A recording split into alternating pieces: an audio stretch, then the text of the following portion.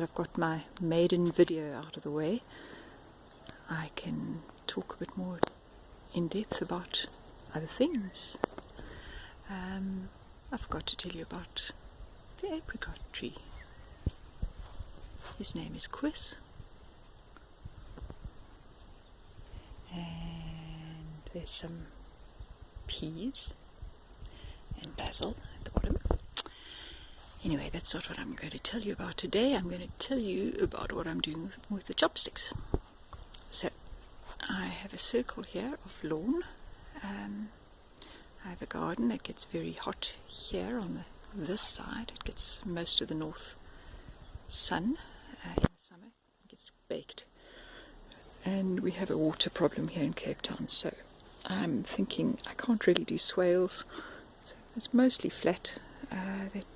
It banks a little bit down towards that corner. So my thinking is I'm going to I've completed the circle a little bit better using some string that I tied to the base of Quiz, and I marked out another circle, an inner circle over here, and I'm going to cut a trench between the chopsticks and the edge of the garden. So over there, try quite a deep trench. My thinking is I can then put a liner and fill it with wood chips and use that as a sort of a path, but also that it catches water and hopefully can sort of percolate from below into the garden over there. So that's my thinking.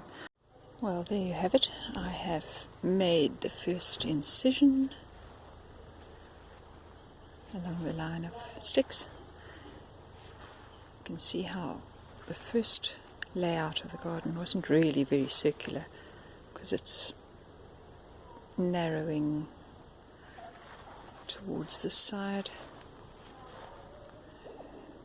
and it narrows into the butternuts there. I'm going to leave that side for now.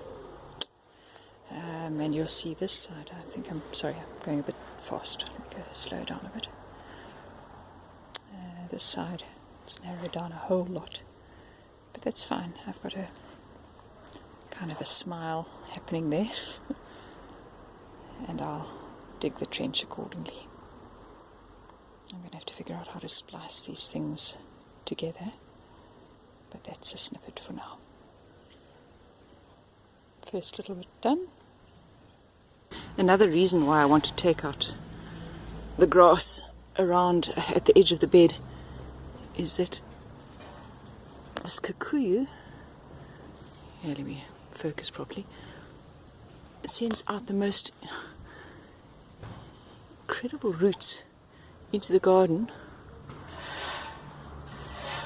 I understand that Kikuyu is actually one of the most invasive plants in the country, and I can see why. I mean, they go under here and then pop up all over in the garden. I've managed to keep those at bay, but man, that's irritating. So I'm going to be very happy to get rid of the lawn closer to the garden, because yeah, all it does is steal water, and I don't want that. I've come across a massive root, and that comes from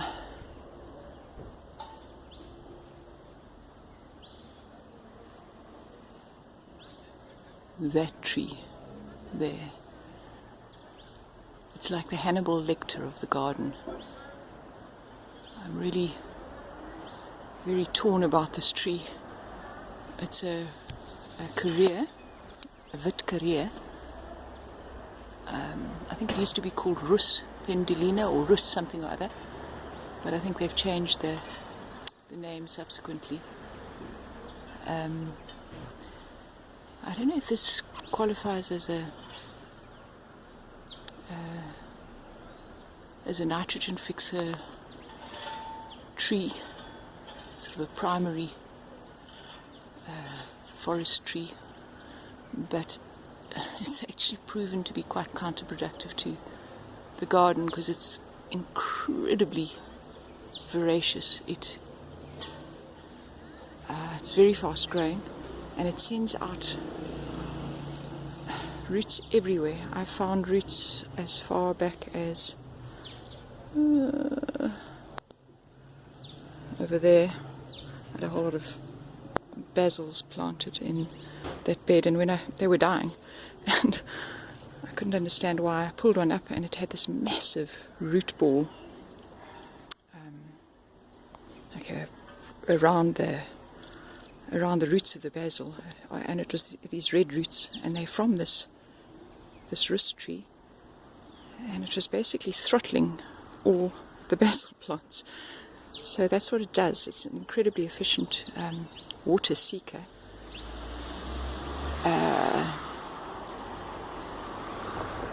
And so, yeah, I don't want to take it down because it does form a screening function, and it's a tree.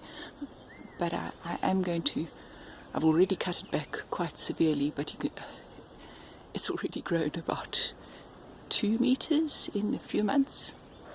So I have to cut it back again and keep it cut back. Otherwise, basically nothing else stands a chance.